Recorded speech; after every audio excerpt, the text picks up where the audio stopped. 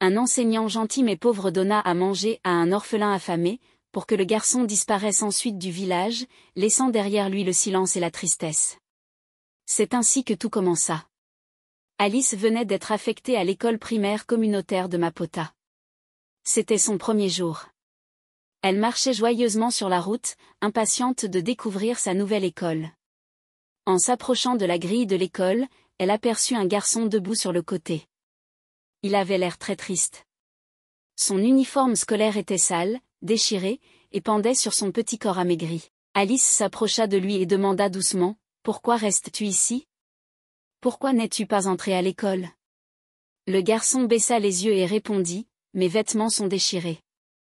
Mes camarades vont encore se moquer de moi. Et j'ai très faim. » « Depuis quand n'as-tu pas mangé ?» demanda-t-elle doucement. « Je n'ai pas reçu de nourriture chez moi depuis avant-hier, » répondit le garçon. Alice fut surprise. « Pourquoi ne t'a-t-on pas donné à manger ?» demanda-t-elle. Le garçon soupira et dit, « C'est une punition pour mon père. » Alice était confuse. Quel genre de père ferait cela? Pourquoi punir un enfant en le privant de nourriture? Mais Alice ne connaissait pas toute la vérité. Junior n'avait plus de vrais parents. Ils étaient morts. Alice se sentit désolée pour lui. Elle lui prit doucement la main et l'emmena dans un petit restaurant près de l'école. Elle utilisa son propre argent pour lui acheter une assiette de riz avec de la sauce. Junior la regarda avec des larmes dans les yeux. Il attrapa la cuillère et mangea vite, comme s'il avait peur que la nourriture disparaisse. Après avoir fini, Alice sourit et dit, « Allez, retournons à l'école maintenant. » Mais Junior secoua la tête. « Je ne peux pas, » dit-il doucement. « Si je ne reçois pas de nouvel uniforme scolaire, mes camarades vont encore se moquer de moi. Je ne pourrai pas le supporter. » Alice réfléchit un moment, puis dit gentiment, « D'accord, attends-moi ici. Je vais vite faire un tour et revenir. Ensuite, je t'emmènerai au marché pour t'acheter un nouvel uniforme. » Junior hocha la tête. « Je vais attendre, » dit-il. Mais dès qu'Alice tourna le dos, quelque chose changea en Junior. Il regarda à gauche, à droite, comme un oiseau cherchant une sortie de sa cage. Puis, sans un mot, il tourna les talons et s'en alla. Non pas vers l'école, ni vers sa maison, mais vers l'inconnu. Vers le vaste monde où personne ne l'attendait, et où personne ne l'appellerait en arrière. Junior était fatigué. Fatigué des moqueries. Fatigué de son oncle qui le battait. Fatigué d'un village où personne ne se souciait vraiment de lui. Il avait pris sa décision. Il partirait, et ne reviendrait jamais. Plus tard dans la journée, quand l'école se termina, Alice revint au restaurant. Mais Junior n'était plus là. Elle attendit un peu, pensant qu'il était peut-être rentré chez lui.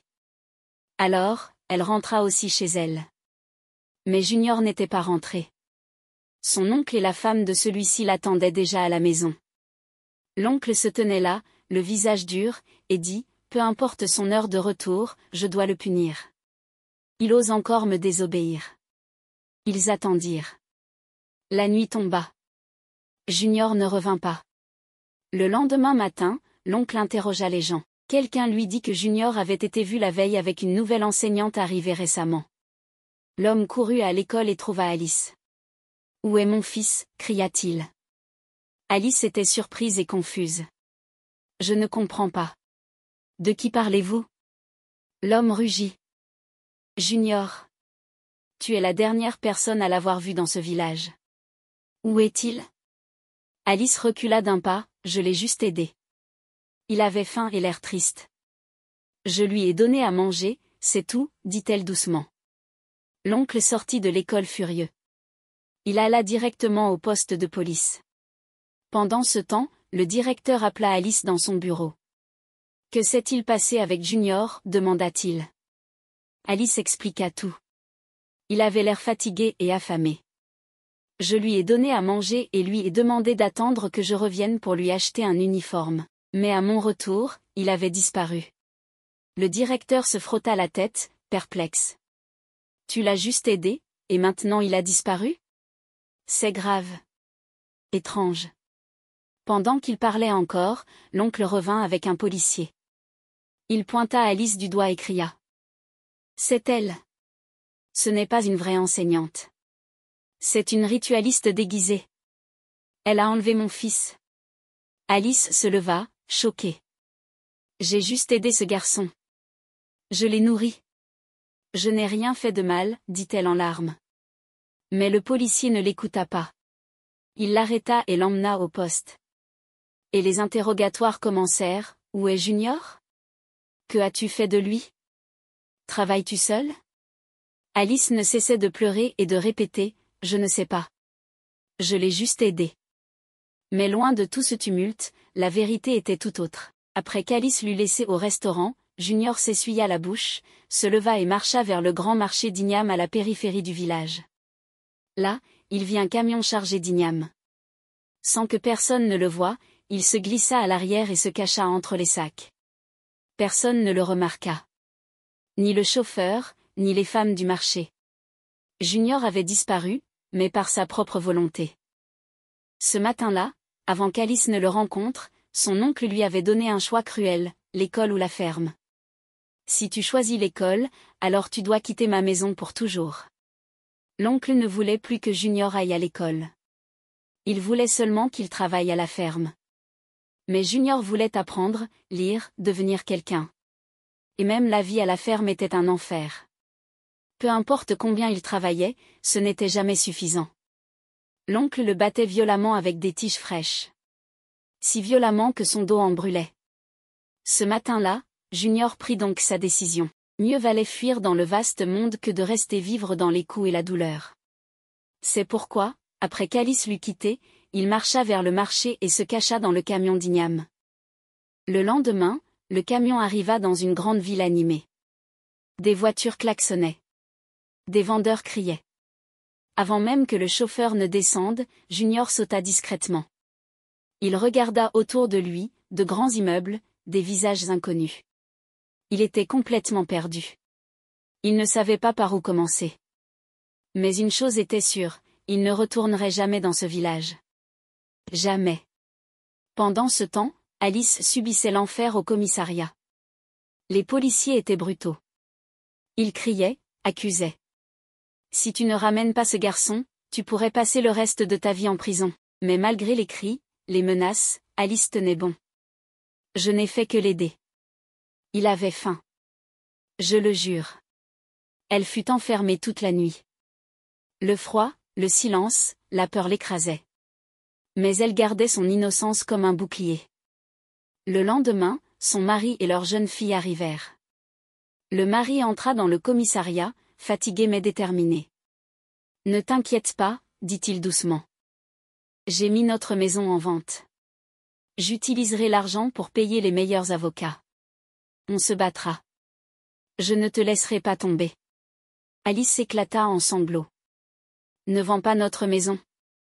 Mais son mari refusa. Tu es innocente. Je le prouverai. Leur fille fondit en larmes et s'accrocha à sa mère. Je ne veux pas partir. Je veux dormir ici avec maman.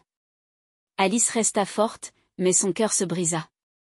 Un après-midi, une amie vint lui rendre visite, je t'avais prévenu. Tu es trop gentille. Toujours à aider les autres. Et regarde où ça t'a mené. Alice soupira. Dieu me justifiera, dit-elle. Son amie ricana, où est ton Dieu maintenant? Si tu avais ignoré ce garçon comme tout le monde, tu serais libre aujourd'hui. Les mots lui transpercèrent le cœur, mais elle ne répondit pas. Elle resta silencieuse, espérant encore que Dieu interviendrait. Et un soir, Alice tomba à genoux dans sa cellule et cria à Dieu. Pourquoi moi, Seigneur? Je n'ai rien fait de mal. J'ai juste nourri un enfant affamé. Maintenant, mon affaire est au tribunal. S'il te plaît, Seigneur, aide-moi. Elle pria aussi pour Junior, protège-le, Seigneur. Où qu'il soit. Qu'il trouve la gentillesse. Pendant qu'Alice restait enfermée dans une cellule froide, Junior vivait seul derrière une maison à Lagos. Il errait dans les rues pendant la journée et dormait derrière la maison la nuit. Mais cette nuit-là, quelque chose d'étrange se produisit.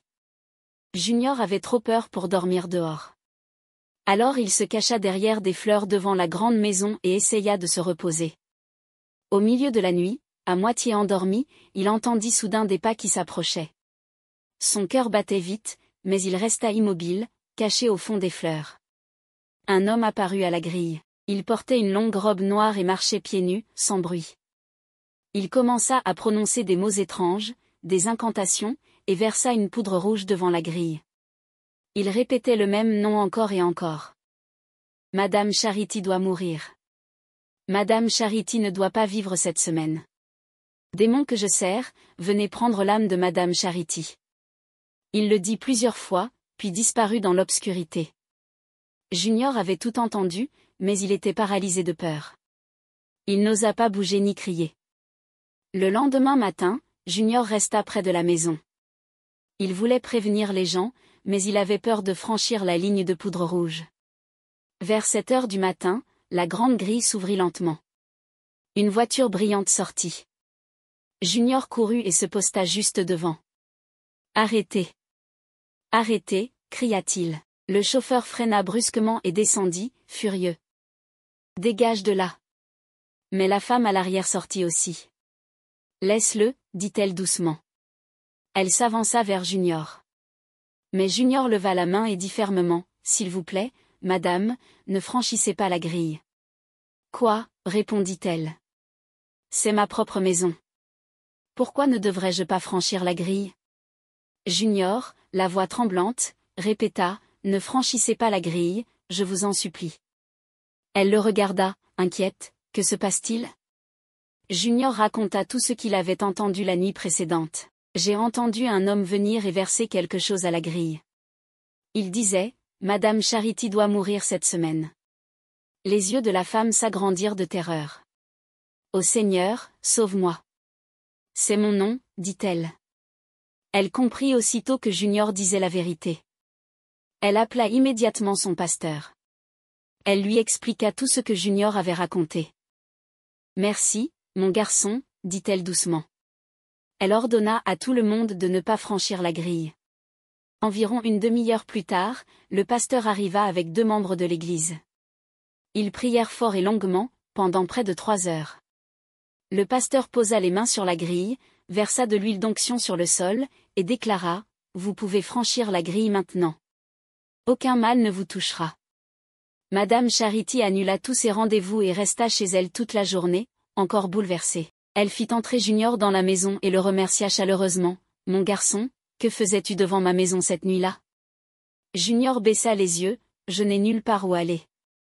C'est là que je dors. »« Qui es-tu ? D'où viens-tu » Junior respira profondément et raconta son histoire. « Je suis orphelin. Je vivais avec mon oncle au village. Il voulait que j'abandonne l'école pour aller travailler à la ferme. Et même quand je travaillais, il me battait souvent. » Junior ôta doucement sa chemise déchirée et montra son dos. Madame Charity poussa un cri, « Oh mon Dieu !» Elle vit les marques de coups et les cicatrices. Qui peut faire une chose aussi horrible à un enfant ? À un orphelin ? Elle lui servit un petit déjeuner. Quand il eut fini, Junior tomba à genoux, « S'il vous plaît, permettez-moi de vivre ici. Laissez-moi être votre garçon de maison. » Elle sourit et secoua la tête, « Un garçon de maison ? Non. Tu es bien plus que cela. Tu peux vivre ici aussi longtemps que tu veux. Je te traiterai comme mon propre fils. » Madame Charity était une femme d'affaires prospère. Après de nombreuses années de mariage sans enfant, son mari l'avait quittée. Depuis, elle avait tenté d'élever d'autres enfants, mais cela avait échoué. Mais quand Junior entra dans sa vie, elle sut que c'était un plan de Dieu. Dès le lundi suivant, Madame Charity inscrivit Junior dans une école privée prestigieuse. Pendant ce temps, Alice continuait à se battre au tribunal. Après plusieurs mois d'audience, le juge la déclara innocente, faute de preuves. Mais même libre, ses problèmes ne cessèrent pas là. Le ministère de l'Éducation la suspendit sans salaire, indéfiniment. Elle retourna vivre avec son mari et sa fille. Et comme leur maison avait été vendue, ils se retrouvèrent dans une pièce unique, à 3. La vie devint très dure. Son mari gagnait à peine assez. Alice, sans emploi, se mit à vendre des ignames frites devant chez eux. Ceux qui connaissaient son histoire la plaignaient. Beaucoup la traitaient d'insensée pour avoir aidé Junior. Mais Alice ne s'arrêta pas. Elle offrait même des portions d'igname aux enfants du quartier qui avaient faim, surtout les orphelins. Les années passèrent. La pauvreté persistait. Sa suspension n'était toujours pas levée. Sa fille Joyce sortit diplômée d'un collège d'éducation, mais ne trouva pas de travail. Elle rejoignit alors sa mère dans la vente d'igname. Entre-temps, Junior avait fini l'université. Il dirigeait désormais les affaires de Madame Charity, qu'il avait adopté officiellement comme son fils et l'avait inscrit sur son testament. Un jour, Junior décida qu'il était temps de retourner dans son village. Il fut accueilli avec étonnement. Beaucoup le croyaient mort. Son oncle et sa femme étaient choqués, mais aussi inquiets. Ils voulaient maintenant se rapprocher de lui, espérant profiter de sa richesse. Ils demandèrent pardon. Junior leur pardonna. Ils discutèrent de tout, de son départ, de la souffrance d'Alice. Junior pleura. « Où est-elle aujourd'hui » demanda-t-il. « Elle est retournée dans son village » répondirent-ils. « Lequel ?»« Donnez-moi l'adresse » dit Junior sans attendre. Il monta dans sa voiture et partit immédiatement. Le village était petit. Il la trouva facilement. Il vit Alice en train de frire des ignames sous le soleil couchant. Junior descendit de voiture, tomba à genoux, « Pardonnez-moi. » Alice était confuse. Elle ne le reconnut pas, « Je ne comprends pas. »« Qui êtes-vous ?»« Je suis le garçon que vous avez aidé au village. Celui qui a causé votre licenciement et toutes vos souffrances. »« Oh, maintenant je me souviens, » dit Alice, la voix tremblante. « Relève-toi. » Elle le serra fort dans ses bras. « Assieds-toi, je vais encore te servir de l'igname. » Junior mangea. Joyce, la fille d'Alice, arriva. Junior s'excusa auprès d'elle aussi, « Je suis désolé pour tout le mal causé à votre famille. » Joyce sourit, « Nous ne t'avons jamais tenu rancune. Dieu soit loué que tu sois en vie. » Junior répondit, « Tu es comme ta mère. Gentille, douce. » Merci. Il passa la soirée avec elle, partageant souvenirs et rires. Le lendemain, Junior leur offrit une grosse somme d'argent. Il promit de les sortir de la pauvreté. De retour en ville, Junior raconta tout à Madame Charity. Elle déclara, « Il faut faire quelque chose de spécial pour elle. » Elle appela son architecte pour lancer un grand projet en l'honneur d'Alice. 5 mois plus tard, le bâtiment était prêt. Junior retourna au village et emmena Alice et sa famille en ville. Dès leur arrivée, Madame Charity dit, « Mon fils m'a tout raconté.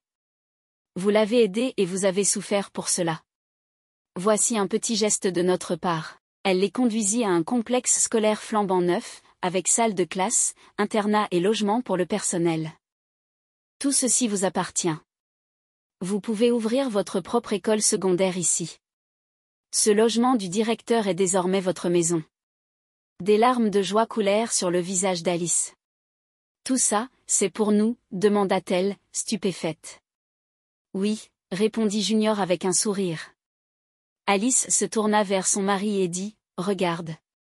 Dieu a vraiment répondu à nos prières. » Le mari, ému, ne put que fixer le bâtiment, stupéfait. La famille entière se mit à œuvrer pour faire de cette école un succès. Junior donna à Alice des millions de Naira pour démarrer. Les mêmes personnes qui l'avaient autrefois critiqué vinrent maintenant lui demander de l'aide, certains même pour être nettoyeurs dans l'école. Alice aida autant qu'elle put. L'école devint vite l'une des meilleures du pays. Toutes les années de douleur disparurent comme un mauvais rêve. Alice et sa famille vécurent une vie heureuse et prospère. Merci d'avoir regardé cette histoire. N'oubliez pas de vous abonner et laisser vos avis en commentaire.